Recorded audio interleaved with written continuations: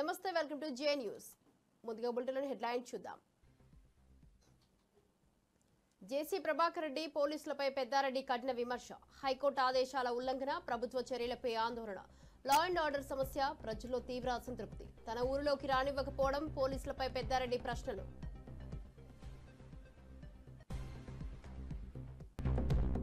రేవంత్ రెడ్డిపై కేటీఆర్ సంచలన వ్యాఖ్యలు. రేవంత్ రెడ్డి రోడ్డు మీద పిచ్చిగా చర్చనీయాంశం. కుటుంబానికి కేటీఆర్ విజ్ఞప్తి, ఆసుపత్రికి పంపాలా? పిచ్చి ఆసుపత్రికి రేవంత్, రాజకీయ దుమారం.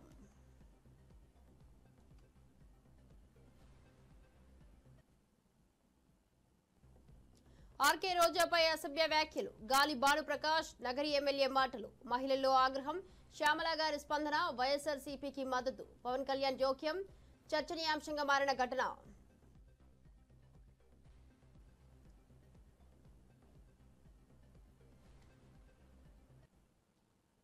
డీటెయిల్ చూస్తే హైకోర్టు ఆదేశాలు ఉన్నప్పటికీ ప్రభుత్వ చర్యలు ప్రజలలో ఆందోళనకు గురిచేస్తున్నాయి. 14 నెలలుగా లా అండ్ ఆర్డర్ సమస్యతో అనుమతులు నిరాకరించడం ప్రజలలో తీవ్ర అసంతృప్తిని కలిగిస్తోంది. ఈ పరిస్థితి ఒక వ్యక్తిని తన సొంత ఊరిలోకి రానివ్వకుండా అడ్డుకోవడం న్యాయమా అనే ప్రశ్నను తెరపైకి తెచ్చింది.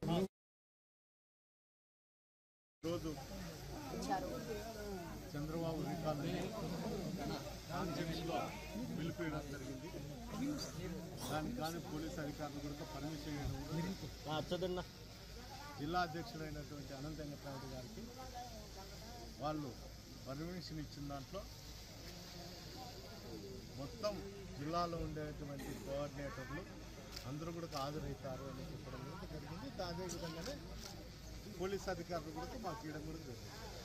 తీరా ఈరోజు నేను తాడిపత్రి పోవాలని ప్రయత్నించినప్పుడు వాళ్ళు అడ్డుకుంటారు. ఎందుకు అడ్డుకుంటారు అని అడిగితే లాండ్ ఆర్డర్ ప్రాబ్లం అని చెప్తారు.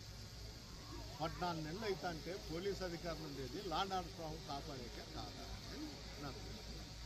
రెండోది, ఇప్పుడు జేసీ ప్రభాకర్ రెడ్డి నేను అడ్డుకుంటా అని చెప్పినప్పుడల్లా పోలీసులు అడ్డుకుంటారు తప్ప జేసీ అనుచరులు కానీ జేసీ కానీ ఎవరు కూడా ఒక్క రోజు కూడా అడ్డుకునే ప్రయత్నం కూడా చేయడం లేదు. అతను ఏం చెప్తాడంటే పొద్దున్నే మెసేజ్ పెడతారు, కార్యకర్తలు అందరూ ఇంటికాడికి రావాలా, బ్రేక్ఫాస్ట్ పెడతాండాము అని.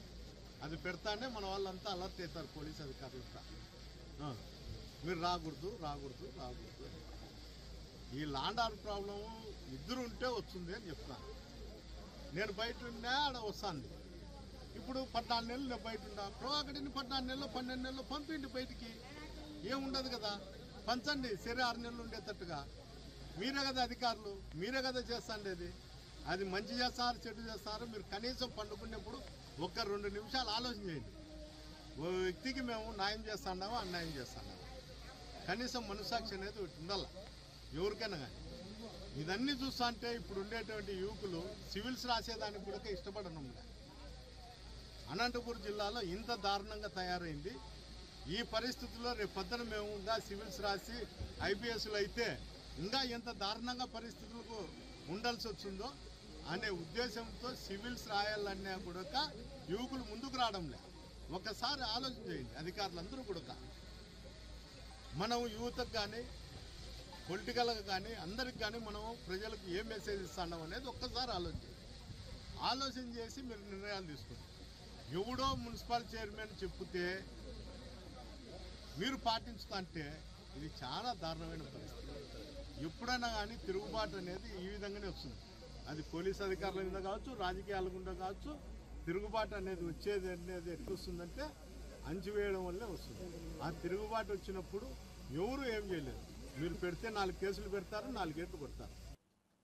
బాపట్ల జిల్లా చుండూరు మండలం వేటపాలెంలో హోంమంత్రి అనిత సుపరిపాలనలో తొలి అడుగు కార్యక్రమంలో పాల్గొన్నారు. రాష్ట్ర అభివృద్ధి, ప్రజల సంక్షేమం కోసమే కూటమి ప్రభుత్వం పరిపాలన సాగిస్తోందని వ్యాఖ్యానించారు. జగన్ ఎంత రెచ్చగొట్టినా పట్టించుకోకుండా పాలన చేస్తామని చెప్పారు. ఎమ్మెల్యే నక్క ఆనంద్, ఎమ్మెల్సీ ఆలపాటి రాజాతో కలిసి ఎన్టీఆర్ విగ్రహాన్ని ఆవిష్కరించారు. వైసీపీ హయాంలో ప్రజలకు కనీసం మాట్లాడే స్వేచ్ఛ లేదని, చంద్రబాబు, లోకేష్ ను బయటకు రాకుండా అడ్డుకున్నారని అనిత గుర్తు చేశారు.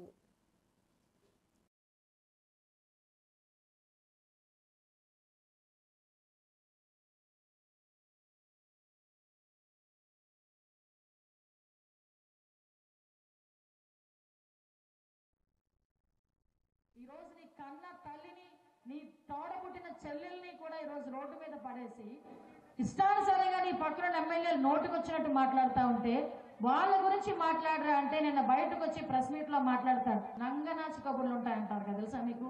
మా ఉత్తరాంధ్రలో అంటారు నంగనాచు కబుర్లు అంటే చేసినవన్నీ చేసేసి బయటకు వచ్చి నవ్వుతూ అమాయకంగా మాట్లాడే వాళ్ళు నంగనాచాలు ఉంటారు అనమాట. అలాగే మాట్లాడతాడు బయటకు వచ్చి. సినిమా డైలాగులు కదా, సినిమా డైలాగులు కదా, సినిమా డైలాగులు చెప్తే తప్పేంటి? సినిమా డైలాగులకి సెన్సార్ బోర్డు ఎందుకు చేసుకోలేదు? సినిమా బోర్డు కదా అని అడుగుతున్నాడు.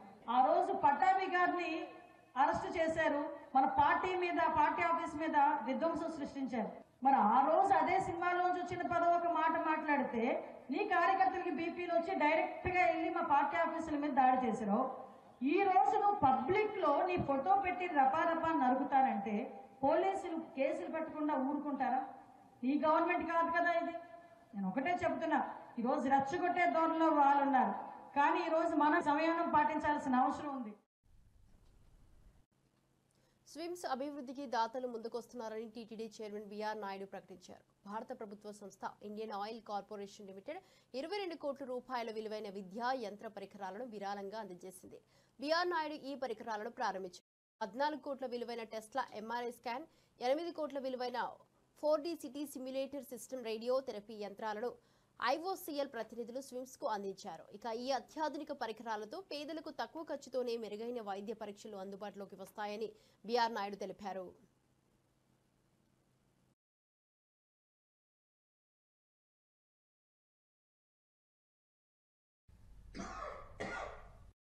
కేంద్ర ప్రభుత్వం నుంచి ఐఓసీఎల్ వాళ్ళు సుమారు 21 కోట్ల పెట్టుబడితో ఒక 2 మంచి అత్యాధునికమైనటువంటి ఎక్విప్మెంట్ వాళ్ళు ప్రొవైడ్ చేశారు. ఒకటి ఎంఆర్ఐ, రెండోది సిటీ స్కాన్. లేటెస్ట్ టెక్నాలజీతో ఇది వాళ్ళు మనకి ప్రొవైడ్ చేయడం జరిగింది. దీనివల్ల సంవత్సరానికి 2.5 లక్షల మందికి అత్యంత తక్కువ కాస్ట్తోని ఈ టెస్టులన్నీ కూడా పేదవాళ్ళకి చేయటం జరుగుతుంది. ముఖ్యమంత్రి శ్రీ నారా చంద్రబాబు నాయుడు గారి ఆదేశంతో సంవత్సరానికి సుమారు 140 కోట్లు వెచ్చించి టీటీడీ నిధుల నుంచి ఈ సిమ్స్ హాస్పిటల్కి ఇవ్వటం జరుగుతూ ఉంది. ఇక మీదట కూడా సిమ్స్ హాస్పిటల్కి ఏ రకమైనటువంటి సహాయం కావాలన్నా చాలామంది దాతలు ముందుకు వస్తున్నారు. వారి సహకారంతో మనం ఈ హాస్పిటల్ని అభివృద్ధి చేసుకోవాల్సిన అవసరం ఉంది. ఖమ్మం జిల్లాలో 3 మంత్రులు విస్తృతంగా చర్చనీయాంశంగా మారుతున్నారు. ఓ మంత్రి బాంబులు అంటూ తిరుగుతుండగా ఆయన ఇంటి పేరు పొంగులేటి అయితే కానీ ఇప్పుడు ఆయన బాంబులేటిగా మారారు. మరో మంత్రి భట్టి కమిషన్ల మంత్రి అని పేరుగాంచారు. ఆయన కమిషన్లు తీసుకోవడంలో బిజీగా ఉన్నారని విమర్శలు వస్తున్నాయి. వ్యవసాయ శాఖ మంత్రి తుమ్మల ఎరువుల దుకాణాల ముందు చెప్పులు, ఆధార్ కార్డులు పెడితే ఏమి చేస్తున్నాడని కేటీఆర్ ప్రశ్నించారు. చూస్తున్నారు మీరు, మీ జిల్లాలో 3 మంత్రులు 3 మనగాళ్ళలాగా పోజులు కొడుతూ తిరుగుతూ ఉంటారు. ఒక ఆయన బాంబులను తిరుగుతున్నాడు. ఆ బాంబులు పోయిన దీపావళి కన్నాడు, ఇప్పటిదాకా పేలట్లేదు. ఆయన పేరు అందుకే పొంగులేటి కాదు, బాంబులేట్ అయిపోయింది పాపం. ఇంకా 2 మంత్రులు ఉన్నారు. ఒక ఆయన బిజీగా కమిషన్లలో బిజీగా ఉన్నాడు, ఇంకొక ఆయన వ్యవసాయ మంత్రిగా. మరి ఆయన ఏం చెప్తున్నారు? రైతులందరూ ఇవాళ ఎరువుల దుకాణాల ముందు లైన్లలో చెప్పులు పెడుతుంటే మళ్ళీ ఆనాటి రోజులు వచ్చాయని పాటలు పాడుకునే దుస్థితి వస్తే మరి ఆయన ఏం చేస్తున్నాడో నాకైతే తెలియదు. 2 లక్షల టన్నుల ఎరువులు ఇవాళ కొరత రాష్ట్రంలో ఉన్నమాట వాస్తవం. ఎరువుల దుకాణాల ముందు చెప్పులు, ఆధార్ కార్డులు పెట్టి మళ్ళీ ఆనాటి రోజులు వచ్చినాయి, నికృష్టమైన రోజులు కాంగ్రెస్ పాలనలో అని వాళ్ళ రైతులు వాపోతున్న రోజులు ఖమ్మం జిల్లాలో కాదు రాష్ట్రం అంతటా కనబడుతున్నమాట వాస్తవం. చూస్తున్నారు మీరు, మీ జిల్లాలో 3 మంత్రులు 3 మనగాళ్ళలాగా పోజులు కొడుతూ తిరుగుతూ ఉంటారు. టీడీపీ నాయకులు మహిళల గురించి నీచంగా మాట్లాడడం వెన్నతో పెట్టిన విద్యగా మారిందని నందమూరి లక్ష్మీ పార్వతి విమర్శించారు. ఆర్కే రోజా గారికి జరిగిన అవమానంపై ఆమె తీవ్ర విచారం వ్యక్తం చేశారు. గాలి ముద్దుకృష్ణనాయుడు ఎప్పుడూ మహిళల్ని కించపరచలేదని, కానీ ఆయన కొడుకు గాలి భానుప్రకాష్ ఇలా ఎందుకు అని ప్రశ్నించారు. ఈ ఘటనపై వైఎస్ఆర్ ప్రధాన కార్యదర్శి నందమూరి లక్ష్మీ పార్వతి స్పందిస్తూ టీడీపీ నేతలపై ఆగ్రహం వ్యక్తం చేశారు. మార్కెట్లో ఉందా మాట నాకే చెప్తారు. ఆమె వ్యాంపకి ఎక్కువ, హీరోయిన్ తక్కువ. దీనికి ఎక్కువ వ్యాంప్ క్యారెక్టర్కి ఎక్కువ. ఆమె వ్యాంపకి ఎక్కువ, హీరోయిన్ తక్కువ. దీనికి ఎక్కువ. జరిగిన అవమానం చూస్తే చాలా బాధ అనిపించింది. టీడీపీ గూండాలు ఎందుకు ఇలా తయారయ్యారో ఆడవాళ్ల పట్ల అర్థం కావటం లేదు. నిజంగానే వీళ్ళకి తల్లి చెల్లి అందరూ ఉన్నారు కదా. ఇటువంటి మాటలు మాట్లాడటం అనేది వీళ్ళకి వెన్నతో పెట్టిన విద్యలాగా చంద్రబాబు నుంచి ఇప్పటివరకు లోకేష్, తర్వాత యథారాజ తథా ప్రజ అని వాళ్ళ ఎమ్మెల్యేలు, తర్వాత ఇంకా పనికి మాలినటువంటి వాళ్ళ సోషల్ మీడియా కార్యకర్తలు దరిద్రంగా ఆడవాళ్ళ మీద పడి ఏడుస్తున్నారేంట్రా మీరంతా కూడా. ఇక అంతకంటే బతుకు లేదా మీకు? ఆడవాళ్ళని తిడితేనే మీకు ఒక బతుక, మీకు డబ్బులు వస్తాయని ఇదే మీ పార్టీ? అంత దరిద్రంగా సంస్కారం లేకుండా తయారైపోయింది. మీ పార్టీ నాయకులకి ఆడవాళ్ళు లేరా ఇళ్లలో? మరి వాళ్ళంటేనే అంత ఏడుపు ఏడ్చారు ఆ రోజు. ఈరోజు ఇక్కడ ఉన్నది ఆడవాళ్ళు కదా, వాళ్ళకి భర్తలు లేరా, పిల్లలు లేరా? వాళ్ళు బాధపడరా? ఎందుకంత హీనంగా మనిషి జాతీన మీరు? అసలు మనిషిగా పుట్టినవాడు సంస్కారంతో పెరగాల. మీ నాన్నగారు మాకు బాగా తెలుసు. మరి ముద్దుకృష్ణనాయుడు గారు ఆయన ఎప్పుడు కూడా ఆడవాళ్ళని కించపరచలా. ఆయన ఎప్పుడు సిద్ధాంతపరంగా అందరితో పోట్లాడేవారు, అన్ని పార్టీలతో కూడా. అంతే తప్ప ఎప్పుడు కూడా వ్యక్తిగతమైనటువంటి దూషణలకు ఆయన పాల్పడినట్టు నేను చూడలేదు. ఆయనకు అంత మంచి పేరు ఉంది. అలాంటి ఆయన కడుపును పుట్టినటువంటి నువ్వు భానుప్రకాష్ ఎందుకు ఇంత దరిద్రంగా తయారయ్యావు? నువ్వేంటి అసలు? మొన్నటిదాకా నీ చరిత్ర ఏంటయ్యా? ఎందుకు ఈ విధంగా? నీకు అక్కలాంటిది కదా రోజా అంటే. అలాంటి ఆమె మీద అటువంటి మాజీ మంత్రి ఆర్కే రోజా గురించి నగరి టీడీపీ ఎమ్మెల్యే గాలి భానుప్రకాష్ చేసిన వ్యాఖ్యలు చర్చనీయాంశంగా మారాయి. ఆయన మాట్లాడుతూ రోజా గురించి అసభ్యకరంగా మాట్లాడారు. ఈ విషయంపై శ్యామల వైఎస్ఆర్సీపీ అధికార ప్రతినిధి కూడా స్పందించారు. మహిళల్లో ఆగ్రహం వ్యక్తమవుతోంది. సినిమా వ్యక్తులపై చులకన ఎందుకని గాలి ప్రశ్నించారు. పవన్ కళ్యాణ్ ఈ విషయంపై స్పందించాలన్నారు. నాకు తెలిసినంత వరకు ఆమె వ్యాంపకి ఎక్కువ, హీరోయిన్ తక్కువ. దీనికి ఎక్కువ, వ్యాంప క్యారెక్టర్కి ఎక్కువ. అందుకు నమస్కారం. మహిళా లోకం అసహించుకునేలా, సభ్య సమాజం తలదించుకునేలా ఒక మాజీ మహిళా మంత్రిపై ఈరోజు నగరి ఎమ్మెల్యే గారు చేసినటువంటి వ్యాఖ్యలు, అవి వింటే ఏం మాట్లాడాలో తెలియని పరిస్థితి. అంటే ఒక విషయం అడగాలనుకుంటున్నాను గౌరవ నగరి ఎమ్మెల్యే గాలి భానుప్రకాష్ గారు. ఏం మాట్లాడారు మీరు? వ్యాంప్కి ఎక్కువ, హీరోయిన్ కి తక్కువ. ఇలాగేనా అండి మీరు ఒక మహిళ గురించి మాట్లాడేది? ఒక ఎక్స్ మినిస్టర్ గురించి మాట్లాడేది ఇలాగేనా మీరు? రోజా మాట్లాడుతా ఉంది. ఏం మాట్లాడుతుంది అసలు? అర్థం ఉందా, పర్థం ఉందా? అర్థం కావట్లే ఆమెకి. ఇక్కడ అంట కొండలంట తవ్వేశారంట అని చెప్పి మార్కెట్ లో టాకా? ఏం మాట్లాడుతున్నారు సార్ మీరు? అంటే సినిమా వాళ్ళంటే ఎందుకంత చులకన మీకు? మీ పార్టీ పెట్టింది ఎవరు? ఒక సినిమా నటుడే కదా. స్వర్గీయ నందమూరి తారక రామారావు గారు ఎక్కడి నుంచి వచ్చారు సార్? సినిమా నుంచి కాదా? ఇప్పుడు ఈ రోజున మీరు మావాడు మావాడు అంటూ కూటమిలో చేర్చుకుని నెత్తినెక్కించుకుని ఉప ముఖ్యమంత్రి పదవి కట్టబెట్టిన పవన్ కళ్యాణ్ గారు, ఆయన సినీ లోక నుంచి వచ్చిన వ్యక్తి కాదా? అంటే మీకు పార్టీలు చేరడానికి సినీ నటులు పెట్టిన పార్టీ అయితే ఓకే, కూటమిలో కలుపుకోవడానికి సినీ ఇండస్ట్రీ నుంచి వచ్చిన వాళ్ళైతే ఓకే, కానీ మీకు ప్రశ్నించే వాళ్ళు మాత్రం సినిమా ఇండస్ట్రీ నుంచి వచ్చిన వాళ్ళే ఉండకూడదు. అలా ఉంటే నోటికి ఎంత వస్తే అంత మాట్లాడేస్తాం. ఎలా అంటే అలా కించపరుస్తూ వాళ్ళ వ్యక్తిగత హననం చేస్తూ వాళ్ళ మీద నిందలు వేసేస్తాం, బట్ట కాల్చి మీదేసేస్తాం. ఇదేనా మీ వైఖరి? మీరు ఇలా మాట్లాడడం ముమ్మాటికి తప్పే. బనకచెర్ల ప్రాజెక్టు నిర్మాణంపై చంద్రబాబు స్పష్టత ఇచ్చారు. ఢిల్లీలో జరిగిన ముఖ్యమంత్రుల సమావేశంలో ఆయన రేవంత్ రెడ్డికి ఈ విషయాన్ని వివరించారు. సముద్రంలో వృధాగా కలిసే నీటిని పోలవరం, బనకచెర్ల ద్వారా 200 టీఎంసీలు రాయలసీమకు రిజర్వ్ చేయాలని తెలిపారు. ఈ విషయంపై ఏపీ మంత్రి నిమ్మల రామానాయుడు మాట్లాడుతూ రాయలసీమ అభివృద్ధికి ఇది కీలకమని అన్నారు. సముద్ర నీటిని సద్వినియోగం చేసుకుంటూ ప్రాజెక్టు నిర్మించడానికి ప్రభుత్వ ప్రతిష్టాత్మకంగా ముందుకెళ్లాలని నిర్ణయించారు. పోలవరం, బనకచెర్ల ప్రాజెక్టు అంశం మీద ఏదైతే ఆంధ్రప్రదేశ్ ఇచ్చినటువంటి అంశం మీద, అదేవిధంగా తెలంగాణ రాష్ట్రం కృష్ణా గోదావరికి సంబంధించినటువంటి ఏవైతే రేజ్ చేసిన ఇష్యూస్ ఏవైతే ఉన్నాయో ఇవి రెండు కూడా టెక్నికల్ ఇష్యూస్ అన్నీ కూడా ఇన్వాల్వ్ అయి ఉన్నాయి. కాబట్టి ఈ టెక్నికల్ ఇష్యూస్ని ముందుగా ఒక పరిష్కారం చూపేటటువంటి విధంగా ఒక కమిటీని నిర్ణయం తీసుకోవాలని, ఏదైతే ఈ యొక్క కృష్ణా గోదావరి ఇష్యూస్, అదేవిధంగా పోలవరం బనకచెర్లకు సంబంధించినటువంటి ఈ యొక్క రెండు సబ్జెక్టుల మీద కూడా మరి ఇటు టెక్నికల్ అదేవిధంగా అడ్మినిస్ట్రేటివ్ ఆఫీసర్స్తో కలిపి, ఎందుకంటే ఈ కమిటీ ద్వారా ఒక బేసిక్ మెకానిజం ఏదైతే బిల్డప్ చేసుకుని ఒక రోడ్ మ్యాప్ని ముందుకు తీసుకెళ్లేటువంటి విధంగా ఈ యొక్క టెక్నికల్ అదేవిధంగా అడ్మినిస్ట్రేషన్ ఆఫీసర్స్తో కలిపేసేటువంటి కమిటీ కూడా పెద్ద కాలయాపన లేకుండా రేపు మండే లోపుగానే ఈ కమిటీని కూడా ఏర్పాటు చేసుకుని ముందుకెళ్లాలని చెప్పేసి కూడా నిర్ణయం తీసుకోవడం జరిగింది. వాళ్ళు బనకచర్ల గోదావరి బనకచర్ల వాళ్ళు కడతామని అడిగితే కదా మేము ఆపమని చెప్పడానికి. ఎజెండాలో వాళ్ళు కడతామన్న ప్రతిపాదననే చర్చకు రానప్పుడు ఆపమనే చర్చనే రాదు.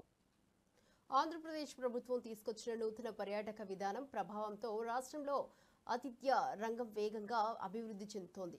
ఆంధ్రప్రదేశ్ స్టార్ హోటళ్ల సంఘం రాష్ట్ర అధ్యక్షుడు ఆర్వి స్వామి మాట్లాడుతూ ముఖ్యమంత్రి చంద్రబాబు ఆలోచన మేరకు రాష్ట్రంలో 50,000 గదులు అవసరమని, ఆధునిక హోటళ్లు అమరావతి, విశాఖ, తిరుపతి, విజయవాడ, ఉభయ గోదావరి జిల్లాల్లో నిర్మాణంలో ఉన్నాయని తెలిపారు. అమరావతిలో త్వరలో ప్రారంభం కానున్నాయి. ఇక విశాఖలో నిర్వహించబడిన అసోసియేషన్ సమావేశంలో కొత్త హోటళ్లు రాయితీలు పొందుతున్న తరహాలో పాత హోటళ్లకు కూడా రాయితీలు ఇవ్వాలని ప్రభుత్వానికి సూచనలు చేశారు. ఆ రేషియోలోకి మమ్మల్ని కూడా తీసుకొస్తే రాష్ట్ర ప్రభుత్వానికి సహాయ సహకారం అందించడానికి ఆశ ముందుకు వస్తుంది. మనకి మున్సిపల్ ట్యాక్సెస్ హైయెస్ట్ ట్యాక్సెస్ పడుతున్నాయి 14-15 లక్షల రూపాయలు ఒక్కొక్క హోటల్కి. దాంట్లో కూడా 50% కొద్దిగా ఎగ్జామ్షన్ ఇవ్వమని, మున్సిపల్ వాటర్ వాటిలో వీటిలో కొత్తగా ఇచ్చే పర్మిషన్స్ లో కూడా రన్నింగ్ లో ఉన్న ప్రాజెక్టులను కూడా ఇంప్లిమెంట్ చేయాలని చెప్పి రిప్రజెంటేషన్ రూపంలో ఇవ్వడం జరిగింది. స్కిల్ డెవలప్మెంట్ కోసం అని చెప్పి మనకి స్టేట్ గవర్నమెంట్ లో government funded institute of hotel management లేదండి. అలాగే డిస్ట్రిక్ట్స్ లో కూడా హోటల్ మేనేజ్మెంట్ అంటే సర్టిఫికేట్ కోర్సెస్ కండక్ట్ చేయాల్సిన ఇన్స్టిట్యూట్స్ కూడా సిగ్నిఫికెంట్ గా పనిచేయట్లేదు. అన్ని డిస్ట్రిక్ట్స్ లోని ఇన్స్టిట్యూట్ ఆఫ్ హోటల్ మేనేజ్మెంట్స్ కల్పించడం వల్ల, దానికి కరెక్ట్ మోటివేషన్ చేసి స్టూడెంట్స్ని తీసుకురావడం వల్ల, అలాగే సెంట్రల్ లొకేషన్లో ఐదర్ విశాఖపట్నంలో కానీ విజయవాడలో కానీ ఇన్స్టిట్యూట్ ఆఫ్ హోటల్ మేనేజ్మెంట్ బాగా పెట్టి రన్ చేయడం వల్ల అది మనకి టూరిజంకి మన స్టేట్లో మన తెలుగు వాళ్ళకి ఉపాధి కల్పించడానికి అవకాశం అవుద్దండి. ఈ యాత్రికులు ఎవరైనా సరే వచ్చినప్పుడు వాళ్ళ సేఫ్టీ అనేటువంటిది చాలా ముఖ్యం. ఇవాళ మనం చూస్తున్నాం కదా, బయట ప్రదేశాలకు వెళ్ళినప్పుడు టూరిస్టులు కూడా కొంచెం హేళన చేయటమో లేకపోతే ఇంకోటి గోల్ చేయటమో చేసేటువంటి పరిస్థితులు కొన్ని చోట్ల ఉన్నాయి. ఏదైనా మెయిన్ ఆంధ్రప్రదేశ్ని మార్కెట్ మనమే చేసుకోవాలి. మార్కెటింగ్ గవర్నమెంట్ కూడా సహకారం తీసుకుని మార్కెటింగ్ మనమే చేయాలనే ఉద్దేశంతో ఈ అసోసియేషన్ ఉంది. పాలసీ కూడా పెట్టారు గవర్నమెంట్ 2025-30 అని టూరిజం పాలసీ. బాగుంది, అది యాక్చువల్గా బాగుంది. ఆల్రెడీ 7-8 హోటల్స్కి ఇచ్చారు కూడా ఇన్సెంటివ్స్. కానీ దానిలో ఆ ఇండస్ట్రీ అని ప్రాపర్టీ ట్యాక్సు లేకపోతే మెయిన్గా పవరు ఈ 2 కన్సెషన్స్ ఇస్తామని అన్నారు. ఆ 2 యాక్చువల్గా ఇంకా ప్రాక్టికల్గా ఇంకా రాలేదు. ఆ 2 వస్తే చాలు ఎగ్జిస్టింగ్ హోటల్స్కి, ఫ్యూచర్ హోటల్స్కి చాలా పెద్ద రిలీఫ్, పవరును ప్రాపర్టీ ట్యాక్స్. సో గవర్నమెంట్ అది కన్సిడర్ చేయాలి. మనం రీసెంట్గా కూడా గవర్నమెంట్ రిక్వెస్ట్ చేస్తాం, విజిట్ ఆంధ్రప్రదేశ్ 2026 అన్నది అనౌన్స్ చేయమన్నాం. ఎక్స్క్లూజివ్ స్టేట్ క్యాంపెయిన్ సీఎం గారితో, డిప్యూటీ సీఎం గారితో, టూరిజం మినిస్టర్ గారితో లాంచ్ చేద్దాం రిక్వెస్ట్ చేసాం ఆల్రెడీ. ప్లాస్టిక్ రహిత సమాజం కోసం ప్రతి ఒక్కరూ కృషి చేయాలని గవర్నర్ జిష్ణుదేవ్ వర్మ పిలుపునిచ్చారు. ప్లాస్టిక్ వాడకం ప్రపంచానికి సవాలుగా మారిందని, పర్యావరణ రహిత ఉత్పత్తుల వాడకం అవసరమని అన్నారు. సిద్దిపేట జిల్లా ఉస్నాబాద్ నియోజకవర్గం కోహెడాలో స్టీల్ బ్యాంక్ ప్రారంభమైంది. రవాణా శాఖ మంత్రి పొన్నం ప్రభాకర్ తండ్రి జ్ఞాపకార్థం చారిటబుల్ ట్రస్ట్ ఆధ్వర్యంలో 2.5 కోట్లతో 276 మహిళా సంఘాలకు స్టీల్ బ్యాంకులు అందజేశారు. ఈ కార్యక్రమంలో అటవీ శాఖ మంత్రి Konda Surekha, SC commission chairman Venkataiah తదితరులు పాల్గొన్నారు.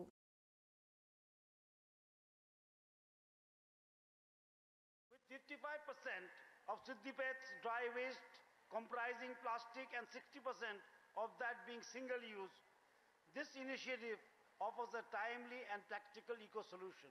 By promoting stainless steel utensils for communal use and entrusting SHGs to manage them, the district has set a national example in grassroots circular economy. With 38 more banks being distributed under the leadership of Honorable Minister Sri Ponnam Prabhakar Garu, Kohida Mandal joins this movement of sustainable empowerment. Plastic రహితంగా గ్రామీణ ప్రాంతాల్లో తయారయ్యేటువంటి మోతుగా కిస్తాగర్లు కావచ్చు, కానీ నా నియోజకవర్గంలో ఒక్కరికి కూడా అనారోగ్యానికి కారణమైన ప్లాస్టిక్ నిషేధం జరగాలనే ఆలోచనతోటి హుస్నాబాద్ నియోజకవర్గంలో ఉన్నటువంటి 340 హోటళ్లలో హోటల్కు 100 గ్లాసుల చొప్పున 34,000 గ్లాసులు ఇచ్చిన. నేను మిమ్మల్ని అందరినీ కోరుతున్నా, హోటల్లో పోయి ఛాయ్ తాగితే ఆ స్టీల్ గ్లాసులనే తాగండి తప్ప ప్లాస్టిక్ గ్లాస్ తాగి మీ ఆరోగ్యం ఖరాబ్ చేసుకోవద్దని చెప్తా ఉన్నా. 74,000 మంది ఒక్కసారి భోజనం చేసేంత స్టీల్ సామాగ్రి నియోజకవర్గంలో మన ఆరోగ్య రక్షణ. వైసీపీ నేత పేర్ని నానికి గన్నవరం ఎమ్మెల్యే యార్లగడ్డ వెంకట్రావు సవాల్ విసిరారు. పేర్ని నాని తనపై చేసిన విమర్శలకు గన్నవరం వచ్చి చర్చకు సిద్ధమని ఆయన ప్రశ్నించారు. వల్లభనేని వంశీపై తాను తప్పుడు కేసులు పెట్టలేదని యార్లగడ్డ స్పష్టం చేశారు. వైసీపీలో ఉన్నప్పుడు వ్యక్తిగత దూషణలకు దిగలేదని, అలా చేసేవారిది తప్పు అని ఆయన పేర్కొన్నారు. అడుగుతున్నా 2000 దొంగ కేసులు నేను పెట్టలా, నేను ఇప్పుడు బహిరంగ చర్చకు సిద్ధం, మీరు వస్తారా? గన్నవరంలో 10 ఏళ్ల పాటు ఎన్ని కేసులు నమోదైని, గత సంవత్సర కాలంగా ఏ స్టేషన్ ఎన్ని కేసులు నమోదని, ఎన్నికల ప్రచార కార్యక్రమంలో వైసీపీ కార్యకర్తల మీద కూడా తప్పుడు కేసులు పెట్టనని చెప్పా. ఏ ఒక్క స్టేషన్ లోనూ ఒక్క వైసీపీ కార్యకర్త మీద కూడా నేను తప్పుడు కేసు పెట్టలా. గన్నవరంలో వేల సంఖ్యలో నమోదయ్యే కేసులు 100ల సంఖ్యలో కూడా వాళ్ళు నమోదు అవట్లా. మీడియా సోదరులు చెక్ చేసుకోవచ్చు, ఆయన కూడా చెక్ చేసుకోవచ్చు. ఎక్కడ రమ్మంటే అక్కడికి వస్తా, నేను బందర్ రమ్మన్నా వస్తా, విజయవాడలో మాట్లాడమన్నా వస్తా. ఇద్దరు మాట్లాడుకుంటే సరిపోతుంది. దీన్ని ఊరినే ఛాలెంజ్లు చేసుకుంటాం, పారిపోయాడు అంటూ ఇవన్నీ కరెక్ట్ కాదు. బేసికల్లీ నేను చెప్పింది తప్పుడు కేసులు నేను పెట్టలేదని చెప్తున్నా, కట్టుబడి ఉన్నా. నేను ఎవరిని అగౌరవంగా మాట్లాడలా. ఈయన వైసీపీలో ఉన్నప్పుడు ఈయన గుర్తులేదా అని నేను అడుగుతున్నా. తెలుగుదేశం పార్టీ ఆఫీస్ మీద దాడి చేసిన కేసు జరిగినప్పుడు చట్టం ముందు వీడియో సర్కమ్స్టాన్షియల్ ఎవిడెన్స్ వీడియో ఈ రికార్డింగ్లు కూడా ఉన్నప్పుడు ప్రభుత్వం దాని పనే చేస్తుంది, కానీ నేను చేసింది ఏంటని అడుగుతున్నా. నేను ఇంకోటి కూడా అడుగుతున్నా, ఆ రోజు నేను ఏ పార్టీలో ఉన్నానని అడుగుతున్నా. నేను ఎక్కడున్నాను అప్పుడు మాట్లాడేటప్పుడు మీరు తెలుసుకుని మాట్లాడితే మంచిది నాని గారు. నేను మీ గురించి ఎప్పుడు వ్యక్తిగత వ్యాఖ్యలు నేను చేయలా, కానీ మీరు గన్నవరం వచ్చి మీరు ఆ గతంలో కూడా పద్దాక అభ్యర్థి అన్నప్పుడు కూడా నేను మీ గురించి ఎత్తలా. కానీ మొన్న గన్నవరం వచ్చి మీరు ఇట్లా మాట్లాడినాక మచిలీపట్నం వచ్చి మాట్లాడదామని నేను ఆగి ఆ రోజు నుంచి. నేను తప్పుడు కేసులు పెట్టలేదు. తెలుగుదేశం పార్టీ ఆఫీస్ దాడి కేసు ముమ్మాటికి నిజం. నాకు నేనుగా వెళ్ళి ఏ కేసు పెట్టాలో నిరూపించాలని పేర్నాని గారికి ఛాలెంజ్ చేస్తున్నా. అడుగుతున్నా 2000 దొంగ కేసులు నేను పెట్టలా, నేను ఇప్పుడు బహిరంగ చర్చకు సిద్ధం. బనకచెర్ల అంశంపై జరిగిన సమావేశంలో ఏమి జరిగిందో 2 రాష్ట్రాల ముఖ్యమంత్రులు బహిర్గతం చేయాలని కేంద్ర హోంశాఖ సహాయ మంత్రి బండి సంజయ్ డిమాండ్ చేశారు.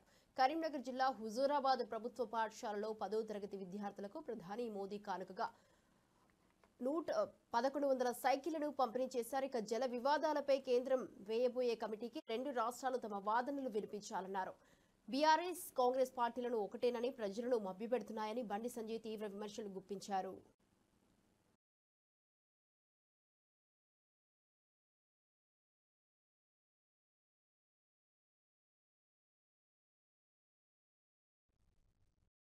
జల వివాదాలను పరిష్కరించాలని చెప్పి ఏ కేంద్ర ప్రభుత్వం గతంలో ఏ ప్రభుత్వం కూడా ఇంత సాహసంగా ముందుకు రాలేదు. బనకచెర్ల విషయంలో వాస్తవం ఏదో తెలిసినప్పుడు కూడా బయటకు వచ్చే ప్రయత్నం. ఎందుకంటే ఈ 2 పార్టీలు ఒకటే, బీఆర్ఎస్ కాంగ్రెస్. ఇప్పుడు లోపల ఏం జరిగిందో రాష్ట్ర ముఖ్యమంత్రి స్పష్టం చేయాల్సిన బాధ్యత వారిది ఉంది. అయితే ఈ రాష్ట్ర ముఖ్యమంత్రి అని చెప్పాలి, లేకుంటే ఆ రాష్ట్ర ముఖ్యమంత్రి అని చెప్పాలి. కేంద్ర ప్రభుత్వం నిన్న ప్రకటన విడుదల చేసింది. కనీసం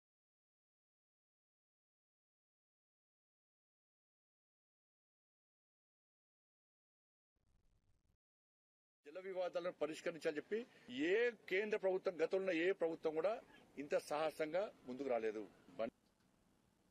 ప్రపంచంలోనే అతిపెద్ద కంపెనీలు అమరావతి క్వాంటమ్ వ్యాలీకి క్యూ కడుతున్నాయని బయోడైవర్సిటీ చైర్మన్ నీలాయంపాలెం విజయ్ కుమార్ తెలిపారు. అమరావతి క్వాంటమ్ వ్యాలీ చరిత్ర సృష్టించడం ప్రారంభించిందని, ఐబీఎం, టీసీఎస్ల భాగస్వామ్యంతో ప్రారంభమైన ఈ ప్రస్థానం మైక్రోసాఫ్ట్ రావడంతో 100 రెట్లు పెరిగిందని వెల్లడించారు.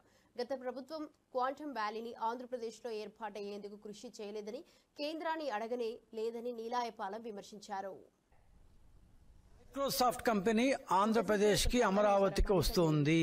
ఇలా పెద్ద కంపెనీలు, ప్రపంచంలోనే అతిపెద్ద కంపెనీలు క్వాంటమ్ వ్యాలీకి వస్తున్నాయి. సో అమరావతి క్వాంటమ్ వ్యాలీ చరిత్ర సృష్టించడం ప్రారంభించింది. వైసీపీ రూల్ చేయబడుతున్న ఆంధ్రప్రదేశ్ కూడా అప్లై కూడా చేయలేదండి. చంద్రబాబు నాయుడు వచ్చిన తర్వాతే ఈ క్వాంటమ్ కంప్యూటింగ్ అనే దీంట్లోకి ఆంధ్ర వచ్చింది. ఏం చేస్తే వచ్చింది? అందరూ రీసెర్చ్ మీద కాన్సన్ట్రేట్ చేస్తారు. ఈవెన్ సెంట్రల్ గవర్నమెంట్ కూడా మనం రీసెర్చ్ స్టార్ట్ చేద్దాము, ఆ రీసెర్చ్ లో భాగంగా ఇంకా దీంట్లో ఇది చేసుకుందాము, దీని వ్యాపారపరంగా ఆ నెక్స్ట్ ఫేజ్ లోకి పోదామని చంద్రబాబు నాయుడు గారు చేసింది ఏంది అంటే, ఆ క్వాంటమ్ కంప్యూటర్ ఏదైతే ఉందో ఎంత పెద్దదో నేను చెప్తా, అది దాన్ని ఇక్కడ తెచ్చిపెడితే పోలేదా అన్నాడు. ఆప్షన్ ఎవరికి అర్థం కాల. అంటే మనం ఇంకా రీసెర్చ్ మనం గవర్నమెంట్ ఫండ్ గిండు అదంతా మనం చూసుకుందాం. IBM ఈజ్ ది నెంబర్ 1 కదా యాజ్ ఆఫ్ నౌ. ఆ నెంబర్ 1 కంపెనీని అమరావతిలో ఎందుకు పెట్టకూడదు, దానికి ఒక భారతదేశ టెక్నాలజీ భాగస్వామిని మనం అడుగుతాము అన్నారు. Tata institute of fundamental research వాళ్ళతో మాట్లాడి, టాటా చైర్మన్ చంద్రశేఖర్ గారితో మాట్లాడి, TCSని ఒప్పించి, అటుపక్క IBMని ఒప్పించి, వాళ్ళిద్దరి మధ్య ఒక పార్ట్నర్షిప్ కుదిర్చి, మేము మీకు అండగా ఉంటాం, మీకు ఏం కావాలన్నా ఇస్తాం, మీకు కావాల్సిన ల్యాండ్, ఈ బిల్డింగ్ అన్నీ మేము ఏర్పాటు చేస్తాం, అమరావతిలో పెట్టండి అంటే మన విజన్ వాళ్ళకి నచ్చి, ఓకే ఫస్ట్ క్వాంటమ్ కంప్యూటింగ్ సెంటర్ని AQV అమరావతి క్వాంటమ్ వ్యాలీ, ఈ పదం ఇంకొక 20, 30, 40 సంవత్సరాల పాటు మారుమోగుతుంటుంది. AQV అమరావతి క్వాంటమ్ వ్యాలీ దానికి నామకరణం చేసి TCS అండ్ IBMతో మనం అమరావతిలో పెట్టాం. మైక్రోసాఫ్ట్ కంపెనీ ఆంధ్రప్రదేశ్కి అమరావతికి వస్తుంది. ఇలా పెద్ద కంపెనీలు, ప్రపంచంలోనే అతిపెద్ద కంపెనీలు క్వాంటమ్ వ్యాలీకి వస్తున్నాయి. సో అమరావతి క్వాంటమ్ వ్యాలీ చరిత్ర సృష్టించడం ప్రారంభించింది. వైసీపీ రూల్ చేయబడుతున్న ఆంధ్రప్రదేశ్ కూడా అప్లై కూడా చేయలేదండి. చంద్రబాబు నాయుడు వచ్చిన తర్వాతే. బులెటిన్ ముగించే ముందు మరోసారి హెడ్లైన్స్ చూద్దాం. జేసీ ప్రభాకర్ రెడ్డి పోలీసులపై పెద్దారెడ్డి కఠిన విమర్శ. హైకోర్టు ఆదేశాల ఉల్లంఘన, ప్రభుత్వ చర్యలపై ఆందోళన. లా అండ్ ఆర్డర్ సమస్య, ప్రజల్లో తీవ్ర అసంతృప్తి. తన ఊరిలోకి రానివ్వకపోవడం, పోలీసులపై పెద్దారెడ్డి ప్రశ్నలు.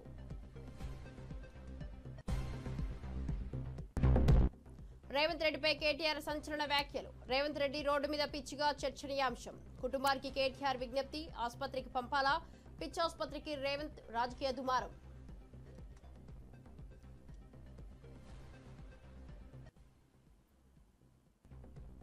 ఆర్కే రోజాపై అసభ్య వ్యాఖ్యలు. గాలి బాడు ప్రకాష్ నగరి ఎమ్మెల్యే మాటలు, మహిళల్లో ఆగ్రహం. శ్యామల స్పందన, వైఎస్ఆర్సీపీకి మద్దతు, పవన్ కళ్యాణ్ జోక్యం, చర్చనీయాంశంగా మారిన ఘటన.